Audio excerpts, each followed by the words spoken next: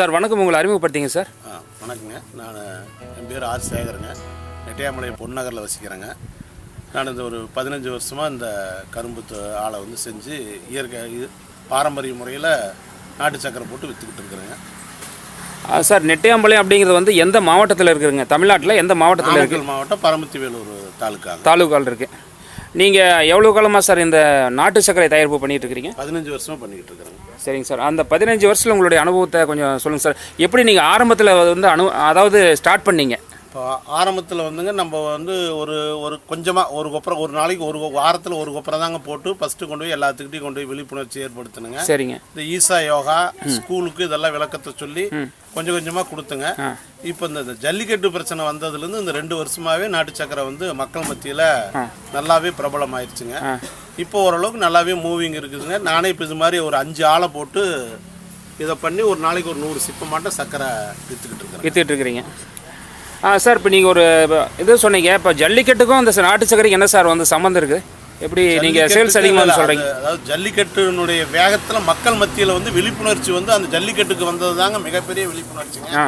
அதனால் மக்கள் வந்து இது வந்து இயற்கை பாரம்பரியத்தை வந்து ஜல்லிக்கட்டு பாரம்பரியங்கிற மாதிரி இதையுமே நம்ம பாரம்பரிய சர்க்கரை யூஸ் பண்ணணுங்கிறது மக்கள் மத்தியில் வந்து மிகப்பெரிய பத்தாவதுக்கு இந்த வாட்ஸ்அப்பு இதெல்லாம் வந்ததுனால கொஞ்சம் நல்லா மக்கள் மத்தியில் ரீச் ஆயிடுச்சுங்க.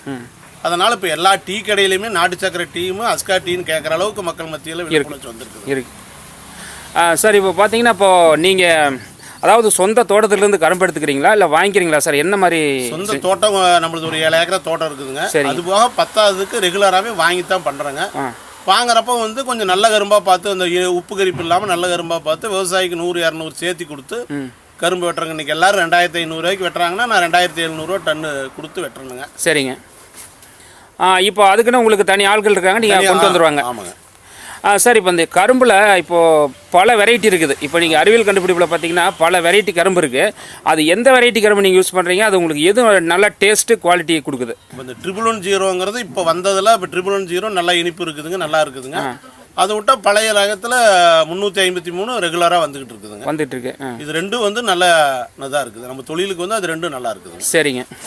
சார் நீங்கள் வருஷம் பூராமே நீங்கள் நாட்டு சக்கரை கொடுத்துட்ருக்கிறீங்களா, செஞ்சுட்ருக்கீங்களா சார்? ஆமாங்க, வருஷம் 365 நாளும் கொடுக்குறோங்க. இந்த தீபாவளி பொங்கல் பண்டிகை அப்போ அந்த அது மாதிரி டைமில் மட்டும் ஆளுங்க லீவ் போட்டாங்கன்னா 15 நாளைக்கு ஓடாதுங்க. சரிங்க. அதுக்கப்புறம் மேக்ஸிமம் கொடுத்துக்கிட்டு தான் இருக்கிறேங்க. ஒரு தடவை இந்த வறட்சி வந்தப்போ இங்கே கரும்பு இல்லாதப்போ கூட மாண்டியாவில் போய் கரும்பு வாங்கிட்டு வந்து கூட நாங்கள் அந்த நாட்டு சக்கரை கொடுத்துக்கிட்டு தான் இருக்கோம். சரிங்க, ஓகே சார். இப்போ பொதுவாக பார்த்தீங்கன்னாவே கடந்த 10 வருஷத்தில் தமிழ்நாடு ஒரு வறட்சியான சூழ்நிலைக்கு போயிடுச்சு. கரும்பு போட முடியாத சூழ்நிலைக்கு விவசாயிகள் தள்ளப்பட்டுட்டாங்க. அப்போ வந்து நீங்கள் எப்படி சார் நீங்கள் இதை ரன் பண்ணீங்க? அதான் கரும்பு எங்கே இருக்குதோ அங்கே போய் வாங்கிட்டு வந்துட்டுங்க. சரிங்க. அப்போ வந்து நீங்கள் சக்கரை ரேட்டு கொஞ்சம் கூடுதலாக உங்களுக்கு வருதோ வர்றதை அனுசரித்து தாங்க பண்ணி ஆகணும். நம்ம வந்து எதுவும் ஃபிக்ஸட் ரேட் பண்ண முடியாது, மார்க்கெட்டிங் அனுசரித்து தான் பண்ணுறாங்க, பண்ணிகிட்டு இருக்கிறீங்க. சார் இப்போ நீங்கள் கரும்பு பால் புளிஞ்சு இப்போ நீங்கள் பாருங்கள் இங்கே கொப்பரையில் வெந்துட்டு இருக்குது. அதுலேருந்து அப்படி கொஞ்சம் சொல்லுங்கள் சார், எப்படி பண்ணுறீங்க அப்படிங்கிறத கொஞ்சம் சொல்லுங்களேன். இந்த கரும்பு வந்து கிரஷிங் வந்து அந்த ட்ரம் நிறைய பண்ணால் 1.25 டன் கிரஷிங் பண்ணுறாங்க. சரிங்க. ஒரு பேட்சுங்கிறது அது 1.25 டன் கரும்புங்க சார். 1.25 டன் வந்து நீங்கள் கரும்பு ஃபஸ்ட்டு பேட்சுக்கு ஒரு பேட்சுக்கு அடிச்சிங்க அப்படின்னா அந்த டேங்க் ஃபுல் பண்ணிடுறீங்க. 700 லிட்டருங்க அது. 700 லிட்டர் ஜூஸ் வருங்க. சரிங்க. அந்த 700 லிட்டர் ஜூஸை வந்து இந்த கொப்பரையில் விட்டு நம்ம வந்து இது பண்ணுறாங்க. சரிங்க. அப்புறம் ஃபஸ்ட்டு பச்சை பாலில் வந்து நம்மளுக்கு வந்து அந்த அழுக்கு வலிக்கிறதுக்கோசரம் சோடா வந்து கொடுப்போங்க. சரிங்க. சோடியம் ஹைட்ராக்சைடு அது வந்து நம்மளுக்கு இந்த உணவுக்கு போடுற சோடா தானுங்க. சரிங்க. அதுவும் சுண்ணாம்பு கொடுக்குறேங்க. அதை கொடுத்து அந்த அழுக்கு வலிச்சிட்டோம்னா அவ்வளோதானுங்க. அதுக்கப்புறம் அது இதாயிருது. சார் இப்போ நீங்கள் அந்த அழுக்கு வலிக்கிறதுக்கான காரணம் என்ன சார்? எதுக்கு அழுக்கு வலிக்கிறீங்க? அது அழுக்கு வலிக்கலைன்னா நம்ம சக்கரை வந்து ரொம்ப கருப்பாக வருங்க. ரெண்டாவது அந்த புளிப்புத்தன்மை வருங்க. அந்த அழுக்கில் இருக்கிற அந்த புளிப்புத்தன்மை வந்துடும். சரிங்க. அதுக்கோசரம் அந்த அழுக்கு வலிச்சுட்டு, அதாவது அழுக்கு வலிச்சாதான் அந்த கலரும் நமக்கு கிடைக்கலீங்களா? ஆமாங்க, அந்த ப்ரௌன் கலரும் கிடைக்குங்க. ரெண்டாவது வந்து நம்மளுக்கு அந்த உப்பு புளிப்பு இல்லாமல் இருக்கும். சரிங்க. சார் இப்போ பார்த்தீங்கன்னா அந்த நாட்டு சக்கரை தயாரிப்பில் இந்த கலர் வரணும் அப்படிங்கிறதுக்காக சல்ஃபரு, ஹைட்ரோஸ் இந்த மாதிரி பொருட்கள், அதாவது இந்த மாதிரி வேதிப்பொருட்கள்லாம் சில இடத்துல போடுறதாக சொல்கிறாங்க. அது நீங்கள் போடுறீங்களா சார்? இல்லை அதை பற்றி நீங்கள் என்ன நினைக்கிறீங்க? ஏதோ வேற ஒரு சில பேர் போடுறாங்களா என்னமோ தெரியலைங்க. மேக்ஸிமம் நம்ம அது போடுறது இல்லைங்க. இல்லை அது போடுறதுனால என்ன சார் பெனிஃபிட்? மக்களுக்கு பெனிஃபிட்டா இல்லை வந்து ஆலைகளுக்கு பெனிஃபிட்டா? ஒன்றும் இல்லை, கலருக்கோசரம் தாங்க போடுறாங்க. கலர் வேணும்னு மக்கள் விரும்புறதுனால அது ஒரு சில பேர் போட்டு அதை வியாபாரத்துக்கோசரம் பண்ணிக்கிட்டு இருக்கிறாங்க. இப்போ இந்த மாதிரி பொருட்கள் போடுறதுனால மக்களுடைய உடல்நலம் பாதிக்குதுன்னு சொல்கிறாங்க சார். அது எப்படி நீங்கள் என்ன நினைக்கிறீங்க? அது மாதிரிலாம் போட்டால் உடம்பு பாதிக்குதுங்க. இருந்தாலும் அதை மக்கள் தாங்க அதெல்லாம் வாங்காமல் இனிமேல் இது மாதிரி வாங்கி மக்கள்கிட்ட விழிப்புணர்ச்சி வந்தால் தானுங்க. நீங்கள் போடுறதில்ல? நாங்கள் போடுறது இல்லைங்க. மக்கள் வந்து இது மாதிரி சர்க்கரையை அதை அவாய்ட் பண்ணிவிட்டு அது வாங்க ஆரம்பித்தாவே அவங்க திருந்திடுவாங்க. Okay sir, okay. சார் இந்த மாதிரி நீங்கள் இந்த கொப்பரையில் எவ்வளோ நேரம் சார் வேவிக்கணும்? ஒரு பேட்சுக்கு வந்து 2 மணி நேரம் ஆகும். 2 மணி நேரங்க ஒரு பேட்ச் வர்றதுக்குங்க. சரிங்க. அதுக்கப்புறம் அதை எடுத்து ஊற்றினா அதுக்குள்ளே இந்த சர்க்கரை வந்து இந்த ப்ராசஸ் வந்து நடந்துக்கிட்டு இருக்குங்க. இதை உணர வச்சு தேய்ச்சி பண்ணணும், அல்லணுங்க, அவ்வளோதான். இப்போ 2 மணி நேரம் வந்து கொப்பரையில் பாகு வந்துட்டு இருக்குங்க. ஆமாங்க. அந்த பதத்தை எப்படி சார் கண்டுபிடிப்பீங்க? கரெக்டாக வந்து எடுக்கணும் அப்படிங்கிறத எப்படி கண்டுபிடிப்பீங்க? அதை வந்து மேனுவலாக தாங்க பார்க்குறாங்க. ஆனால் சயின்டிஃபிக் பிரகாரம் சொல்லணும்னா 90 பிரிக்ஸுங்க இது. நம்ம 90 பிரிக்ஸ். ஆமாங்க. அஸ்கா வந்து 95 பிரிக்ஸுங்க, இது 90 பிரிக்ஸுங்க. சரிங்க. பிரிக்ஸ் அப்படின்னா வந்து என்ன புரியலைங்களே? அது என்ன? பிரிக்ஸுங்கிறது அந்த சர்க்கரையினுடைய அளவுங்க அது. சரிங்க. சர்க்கரைக்கு மில்லுல எல்லாம் சொல்கிறது பிரிக்ஸ்னு சொல்கிறாங்க. அந்த கெட்டித்தன்மைக்கு, அந்த பாவோட கெட்டித்தன்மைக்கு இல்லைங்களா? ஆமாங்க. சரிங்க சார். இப்போ வந்து ஒரு நாளைக்கு எத்தனை கொப்பரை சார் நீங்கள் எடுக்கிறீங்க உங்கள் யூனிட்டில்? இப்போ 6 to 7ங்க. 6 to 7 கொப்பரை ரெகுலராகவே ஓடிட்டுருக்கு. ஆமாங்க. சரி, இப்படி கொட்டிட்டீங்க சார். இப்படி கொட்டின பிற்பாடு இதுக்கு அடுத்த ப்ராசஸ் என்னங்க? இது அந்த மிஷின் ஓட்டுவாங்க. ஓட்ட இது எதுக்காக சார்? வந்து தூள் பண்ணுறதுக்கா? தூள் பண்ணுறதுக்கா.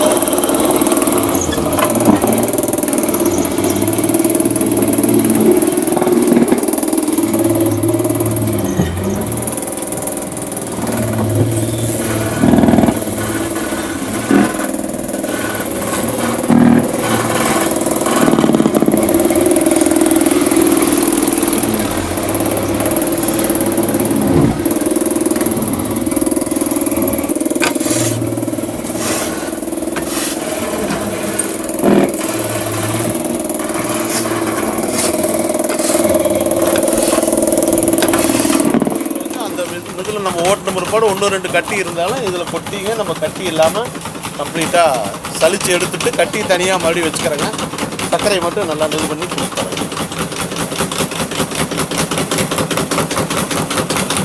சார் இந்த சலிக்கிறது பார்த்தீங்க அப்படின்னா கட்டியாக இல்லாமல் நம்ம கட்டி இல்லாமல் ஒரே யூனிஃபார்மாக இருக்கணுங்கிறது தானே. 1-2 கட்டி இருக்குங்க பண்ணும். நம்ம பாக்கெட் பண்ணுறப்ப நம்மளுக்கு வியாபாரத்துக்கு வந்து அந்த கட்டி இருந்தால் பார்த்தா சங்கடமாக தெரியுங்கிறது. மீண்டும் அந்த கட்டி மிஷினில் போட்டு உடச்சிருவீங்க? மிஷினில் போட்டு அப்படியே கொப்பரையில் போட்டு மறுபடியும் ரீப்ராசஸ் பண்ணிடுவோம். ஏன் சார் வந்து நீங்கள் இப்போ மிஷினில் போட்டு உடச்சிடலாமே? ஏன் வந்து கொப்பரையில் போனால் அந்த இது வராதுங்க. அது மறுபடியும் கொட்டி தாங்க எடுக்கணும்.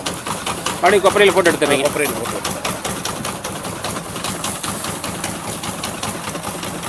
இந்த மாதிரி கொண்டு வந்து இங்கே கொட்டிடுறீங்க சார். இது அதுக்கப்புறம் என்ன சார் சரிங்க? இதை மறுக்கி அப்படியே சிப்பத்தில் பிடிக்க வேண்டியது. அப்படியே அள்ளி இனிமேல் சிப்பத்தில் பிடிச்சி. சார் இப்போ பார்த்தீங்கன்னா நம்ம விவசாயிகள்லாம், அதாவது கரும்பு விவசாயிகளாகட்டும், நிலக்கடலை விவசாயிகளாகட்டும், யாராகட்டும், அவங்களுடைய பொருளை வந்து ஒரு அடிமட்டமான ஒரு தர ரேட்டுக்கு தான் வந்து கொடுக்குற மாதிரி இன்றைக்கி சூழ்நிலை இருக்குது. சரி. அது வந்து நம்ம விவசாயிகளுக்கு வந்து ரொம்ப நஷ்டத்தை தான் எந்த ஒரு விவசாயமே இருக்குது. ஆமாம். அப்போ இந்த மாதிரி சார், இந்த மாதிரி ஒரு யூனிட் ஒரு விவசாயி போடணும் அப்படின்னா அவர் போடலாமா? துணிச்சு போடலாமா? தாராளமாக பண்ணலாங்க. சரிங்க. இல்லைங்க. ரெண்டாவது எந்த பொருளுமே வந்துங்க விவசாயத்தை வந்து மதிப்பு கூட்டு பொருளாக மாற்றி விவசாயி வித்தாத்தானுங்க லாபம் கிடைக்குங்க. சரிங்க. இவங்க நம்ம எல்லாமே விவசாயி வந்து இடைத்தரகர்கிட்டே கொடுத்துட்டு நம்ம விவசாயி நட்ட வருதுன்னு சொல்கிறதுனால விவசாயம் கெட்டு போயிருது. கரெக்டுங்க. ஆமாங்க. இப்போ இந்த மாதிரி சார் இந்த கிரசர் யூனிட்டு, இந்த கொப்பரை யூனிட்டு இதெல்லாம் போடுறதுக்கு, அதாவது நீங்கள் சொந்தமாக போட்டுருக்கீங்களா சார், இல்லை எப்படி சார்? என்ன வந்து லோன் கொடுக்குறாங்க, கவர்மெண்ட்டும் லோன் கொடுக்குறாங்க இதுக்கு. சரிங்க. நம்ம அந்த ப்ராசஸ் சொன்னோம்னா உங்களுக்கு பிரதம மந்திரி நிதியில் வந்து லோன் கொடுக்குறாங்க. 20 லட்ச ரூபா லோன் கொடுக்குறாங்க. அந்த லோனில் பார்த்தீங்கன்னா 7 லட்ச ரூபா மானியம் கொடுக்குறாங்க. சரிங்க சார். அதனால் பண்ணோன்னா தாராளமாக பண்ணலாங்க சார். சார் நீங்கள் எந்த மாதிரி போட்டிருக்கீங்க சார்? இந்த யூனிட் எப்படி போட்டுக்கிறீங்க? நான் வந்து இப்போ இந்த இடம் வந்து வாடகை இடத்துல போட்டிருக்கிறேங்க. ஓகே, சொந்த இடத்துல லோன் வாங்கி எல்லாமே போட்டிருக்கிறேங்க. சரிங்க சார். இப்போ இந்த ஆளுங்கெலாம் வந்து இந்த யூனிட்டுக்கு வந்து எப்படி சார் நீங்கள் கான்ட்ராக்ட் மூலிமா அவங்க அந்த கிரஸிங்கு இந்த கொப்பரை இதெல்லாம் வந்து அப்படி கான்ட்ராக்ட் மூலிமா வந்து பண்ணி கொடுக்குறாங்க நம்மளுக்கு. இந்த கிரஷர் மிஷினு கொப்பரை இது எல்லா திங்ஸுமே அவங்களுதுங்க. அவங்களுக்கு வந்து டன்னுக்கு 500 ரூபா கொடுத்து நம்ம வந்து இதை பண்ணிக்கிட்டு இருக்கிறீங்க. அப்போ நமக்கு இந்த மெட்டீரியல்ஸ்லாம் எதுவும் நம்ம வாங்க தேவையில்லை இல்லைங்களா? இந்த மாதிரி ஒரு விவசாயி வந்து முயற்சி பண்ணாலும் பண்ணலாங்க. இதையும் நம்மளே வாங்கி கூட ஆள் வச்சு பண்ண முடியும்னா பண்ணலாம். நம்ம ஒன்றும் பண்ண முடியாத ஒன்றும் இல்லைங்க. ஓகே சார், தாராளமாக செய்யலாங்க. செஞ்சு நல்ல லாபம் கிடைக்குங்க. சார் நீங்கள் இப்போ வந்து இப்போ ரொம்ப வருஷமாக நாட்டு சர்க்கரை தயாரிப்பு பண்ணிகிட்டு இருக்கிறீங்க, பாரம்பரிய முறைப்படி பண்ணுறீங்க. இதனுடைய சேல்ஸில் எப்படிங்க சார் இருக்குது? உங்களுக்கு வந்து எப்படி டிமாண்ட் நல்லாவே கிரியேட் ஆகுது? நல்லாவே இருக்குதுங்க. முதலுக்கு இப்போல்லாம் நல்லாவே டிமாண்ட் இருக்குது. சரிங்க. ஒன்றும் மிச்சம் இருக்கிற அளவுக்குலாம் இல்லைங்க, பற்றாக்குறையில் தாங்க இருக்குதுங்க. டிமாண்ட் நல்லாவே இருக்குது. சார் இப்போ நீங்கள் இன்றைக்கி ரேட், அதாவது 2019 வருஷம் நவம்பர் மாதம் இன்றைக்கி ரேட்டு சார் என்ன ஹோல்சேல் ரேட்? ஹோல்சேல் ரேட்டு 45 ரூபாய்க்கு கொடுக்குறாங்க. சரிங்க. கிலோ 45 ரூபாய்க்கு ஹோல்சேல் ரேட் கொடுக்குறாங்க. 45 ரூபாய்க்கு கொடுக்குறீங்க. நம்மக்கிட்ட வாங்கி கொண்டே அவங்க பாக்கெட் பண்ணுறீங்க, பாக்கெட் பண்ணி பேர் போட்டு விற்கிறாங்க. சார் இப்போ நீங்கள் இங்கே வந்து எடுத்துக்கணுமா இல்லை வந்து எப்படி சார் ப்ராசஸ்? இடத்துல வந்து எடுத்துக்கணுங்க. 45 ரூபாய்க்கு கிலோ. நீங்கள் ஏதாவது பார்சல் பண்ண முடியறதுக்கான வாய்ப்புகள் இருக்கா? ஏன்னா அது அட்ரஸ் ஃபோன் பண்ணி கொடுத்தாங்கன்னா பார்சல் கொண்டு இந்த பார்சல் சர்வீஸ் இல்லைன்னா மெட்ராஸுக்கெல்லாம் இந்த ட்ரிபிள்எஸ் பஸ் போகுதுங்க. சரிங்க. அது மாதிரி என்ன ஃபெசிலிட்டிஸ் இருக்குதோ அதெல்லாம் பண்ணி கொடுத்துறோம். இப்போ ஆக்சுவலாக வந்து இந்த வீடியோ பார்த்துட்டு யாராவது ஒரு நண்பர்கள் வந்து உங்கள் சக்கரை பிடிச்சிருந்து வேணும் அப்படின்னு கேட்டாங்கன்னா அவங்களுக்கு எப்படி நீங்கள் சப்ளை பண்ணுவீங்க சார்? ஃபோன் பண்ணி கேட்டாங்கன்னா நாங்கள் அவங்களுக்கு அட்ரஸ் கொடுத்தாங்கன்னா போதுங்க, நாங்கள் பார்சல் அனுப்பிச்சுட்ருவோம். சரிங்க. அக்கௌண்ட் நம்பர் கொடுத்தோம்னா அவங்க காசு பேங்கில் கட்டணும். ஓகே. சரிங்க. நேரில் வரணுங்கிறதெல்லாம் இல்லைங்க, வந்து பார்க்கணுன்னா நேரில் வந்து பார்த்து. இப்போல்லாம் வந்து லேட்டஸ்ட்டாக இப்போ எப்படிங்கன்னா ஞாயிற்றுக்கிழமையானாங்க குடும்பத்தோடு வர்றாங்க, வந்து இருந்து அவங்களே இருந்து ஒரு கொப்பரை இருக்கிற வரைக்கும் பால் ஓட்டி எல்லாம் பார்த்துட்டு அவங்க சர்க்கரை எடுத்துக்கிட்டு போகிறாங்க. அது வந்து இன்னுமே நல்ல ஐடியாங்க. இப்போ பார்த்தீங்கன்னா அதாவது இந்த வேணும் அப்படின்னா உங்கள்கிட்ட ஃபோன் பண்ணி கேட்டுட்டு வந்து அவங்களே நேர்லேயே கரும்பாலை ஓட்டி அவங்களே சர்க்கரை எடுத்துகிட்டு போயிடலாம், தயாரிக்க வரலாம். அதில் ஒன்றும் மாற்று கருத்து. அந்த வசதி உங்கள் பண்ண இதில் இருக்குது, ஆலையில் இருக்குது. சார் இந்த சக்கரை வந்து எவ்வளோ நாள் கெடாமல் இருக்குங்க? அதாவது கெட்டுக்கிறது போய்டுமா? 2 மாதத்துக்கு கெடாது இருக்குங்க. அதுக்கப்புறம் வந்து கெட்டு போகுதுன்னா அந்த கலர் வந்து சேஞ்ச் ஆயிருங்க, ஈரத்தன்மை வந்துருங்க. 2 மாதத்துக்கு தாராளமாக வச்சுருக்கலாம். சில நண்பர்கள் வந்து நீங்கள் ஒரு மூட்டை என்ன கிலோ வருது சார்? அது 30 கிலோ சிப்போம். இப்போ அவங்க வந்து அதை ஒரு 6 மாதத்துக்கு வச்சுருக்கலாம் அப்படின்னா முடியுங்களா? கெடாது இருக்குமா? 6 மாதத்துக்குங்கிறது கஷ்டங்க, 2 மாதம் தான் கேரண்டி கொடுக்கலாம். சரிங்க. இப்போது சேல்ஸ்னு பார்த்தீங்கன்னா சார் எப்படி நீங்கள் ரீட்டெயிலாக பண்ணிட்டு இருக்கீங்களா சார்? ஹோல்சேல் தாங்க பண்ணிட்டு இருக்கீங்க. இப்போமா கொடுத்துட்றாங்க, அவங்க வாங்கி கொண்டு அவங்க இது பண்ணிக்கிறாங்க. சரிங்க. நம்மகிட்ட ஒன்லி சிப்பம் தானுங்க. சிப்பம் தான் 30 கிலோ சிப்பம் பண்ணி கொடுத்துறீங்க. அதாவது நம்ம கடையில் வாங்குற சர்க்கரையை சில நாட்டு சர்க்கரை வந்து ரொம்ப இனிப்பாக இருக்குதுன்னு சொல்கிறாங்க, சில சர்க்கரைகள் வந்து ரொம்ப இனிப்பே இல்லாமல் இருக்குது அப்படிங்கிற மாதிரி சொல்கிறாங்க சார். அதுக்கு என்ன காரணங்க? அது உண்மையான காரணங்க, கரும்புனுடைய தன்மையை பொறுத்து இனிப்பு வந்து கூடு குறையுங்க. ஆனால் ஒரு சில பேர் வியாபாரத்துக்கோசரம் அந்த அஸ்காவை கலந்து கொடுக்கறது இனிப்பு கொஞ்சம் எச்சா தெரியுங்க. சரிங்க. அது வந்து வியாபாரத்துக்கோசரம் தப்பு பண்ணுறாங்க. அதெல்லாம் நாங்கள் பண்ணுறது இல்லைங்க. நீங்கள் பண்ணுறது இல்லை சார். அந்த அஸ்காவை கலக்கிறாங்க அப்படின்னா நீங்கள் கொப்பரையிலேயே போட்டுறாங்களா? கொப்பரையிலே அது பச்சை பால்லேயே போட்டுருவாங்க. சரிங்க. பச்சை பால்லேயே போடுறப்போ ஆட்டோமேட்டிக்காக அவங்களுக்கு அது அவுட்டுன்னு சேர்த்து வந்துடுதுங்க. அதனால் அவங்க அதை தப்பு பண்ணுறாங்க. ஒரு கலரும் நல்ல கலர் வந்துடுது இல்லைங்களா? நல்ல கலர் வந்துடுங்க. பொதுவாகவே மக்கள் பார்த்தீங்கன்னா ஒரு வெளுப்பாக இருந்ததுன்னா, அதாவது கண்ணுக்கு எடுப்பாக இருந்ததுன்னா அந்த கலர் வாங்குறாங்க. எந்த துணியாக இருந்தாலுமே மக்கள் மத்தியில் மனுஷனாக இருந்தாவே கலராக இருக்கிறவனை தாங்க பார்க்குறாங்க. கரெக்டுங்க. அதே மாதிரி உணவுப் பொருளையும் பண்ணாங்கன்னா அவங்க உடம்பையே அவங்களே கெடுத்துக்கிறாங்கன்னு அர்த்தம். Okay sir. அதாவது இப்போ நீங்கள் பாரம்பரிய முறைப்படி நீங்கள் எந்த ஒரு கெமிக்கலுமே போடாமல் தயாரிக்கிற அந்த சக்கரை வந்து இனிப்பு ரொம்ப கொஞ்சம் கம்மியாக தான் இருக்கும் இல்லைங்களா? கொஞ்சம் கம்மியாக தான் இருக்கும். கரும்பு பொறுத்து இருக்குங்க. மேக்ஸிமம் வந்து நல்ல கரும்பாக தான் வாங்குறேங்க. இருந்தாலும் அந்த அஸ்கா கலக்கிறதுக்கு இதுக்கு நம்மளுக்கு வந்து இனிப்பு கொஞ்சம் கம்மியாக தான் இருக்குங்க. இப்போது சர்க்கரைன்னு பார்த்தீங்கன்னா சார் நீங்கள் நம்ம டெய்லியுமே யூஸ் பண்ணுறோம். அதாவது ஒரு நாளைக்கு 2 டைம் 3 டைம் டீ குடிக்கிறவங்களா இருக்கிறாங்க. இப்போது டாக்டருக்கு கொடுக்கக்கூடிய காசு அந்த சர்க்கரையில் சேர்த்து போட்டு நம்ம வாங்கிக்கலாம் இல்லைங்களா? தாராளமாக பண்ணலாம். நமக்கு வந்து உடம்பு ஆரோக்கியமாகவும் இருக்கும், எந்த ஒரு நோய் நொடி இல்லாமல் இருக்கலாம். நொடி இல்லாமல் இருக்குது. 2வது விவசாயத்தையும் வாழ வச்சு தான் இருக்கும்.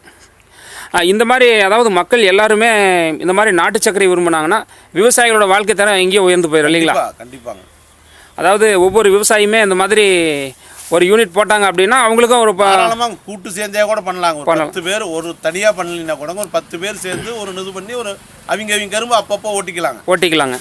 ஒரு 5 ஏக்கரா இருக்குதுனாங்க, ஒரு 10 பேர் சேர்ந்து 50 ஏக்கரா ஆச்சுங்க. ஒரு யூனிட்டுக்கு அவ்வளோதான் அந்த கரும்பு இருந்தால் போதுங்க. தாராளமாக அப்படி பண்ணலாங்க, ஓட்டிக்கலாம்.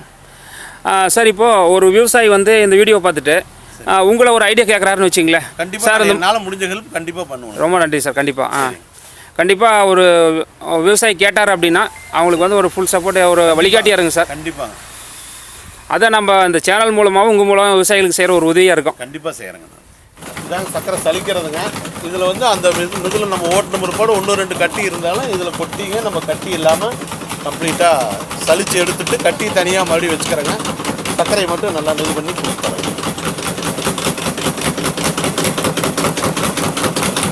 சார் இந்த சலிக்கிறது பார்த்தீங்க அப்படின்னா கட்டியாக இல்லாமல் நம்ம கட்டி இல்லாமல் ஒரே யூனிஃபார்மாக இருக்கணுங்கிறது தானே.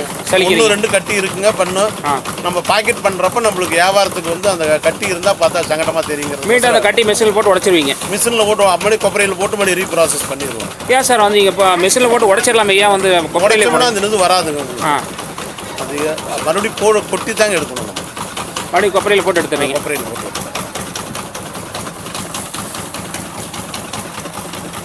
இந்த மாதிரி கொண்டு வந்து இங்கே கொட்டிடுறீங்க சார். இது அதுக்கப்புறம் என்ன சார் சரிங்க? இதை மறுக்கி அப்படியே சிப்பத்தில் பிடிக்க வேண்டியது. அப்படியே அள்ளி இனிமேல் சிப்பத்தில் பிடிச்சி இது மாதிரி சிப்பம் பண்ணிங்க. நம்ம அப்படியே மார்க்கெட்டிங். இப்போ இதெல்லாம் சிப்பமாக பிடிச்சிட்டிங்க. ஆமாம், இது 20 கிலோ சிப்பங்க. இது ஒருத்தருக்கு ஆர்டருங்க. சரிங்க. 30 கிலோ சிப்பமா, அது 30 கிலோ சிப்பங்க. எப்படி கேட்குறாங்களோ அவங்க கேட்கறதுக்கு தகுந்த மாதிரி, அதாவது எத்தனை கிலோவில் கேட்குறாங்களோ அது மாதிரி அதுக்கு தகுந்த மாதிரி நம்ம பண்ணி கொடுத்தோம். மேக்ஸிமம் 30 கிலோங்க நார்மலு. அதுக்கப்புறம் அவங்களுக்கு ஆர்டர் எப்படி அப்படி. சார் இதெல்லாம் பார்த்தீங்கன்னா நீங்களே டிரான்ஸ்போர்ட் பண்ணிடுறீங்களா இல்லை வந்து அவங்க வந்து எடுத்துக்குவாங்க. நம்ம இதோட நம்ம ப்ராசஸ் முடிஞ்சிருங்க. வண்டி வந்தால் நாங்கள் ஏற்றி விட்ருவோம். பாரம்பரிய முறைப்படி நாட்டு சர்க்கரை தயாரை பற்றி ரொம்ப சிறப்பாக சொன்னீங்க. அதே மாதிரி நம்ம விவசாயிகளுக்கும் நீங்கள் ஒரு வழிகாட்டியாக ஹெல்ப் பண்ணுறதா சொன்னீங்க சார். நம்ம சேனல் சார்பாக வாழ்த்துக்கள். உங்கள் தொழில் மென்மேலும் மலர வாழ்த்துக்கள் சார். நன்றி. நன்றி, வணக்கம்.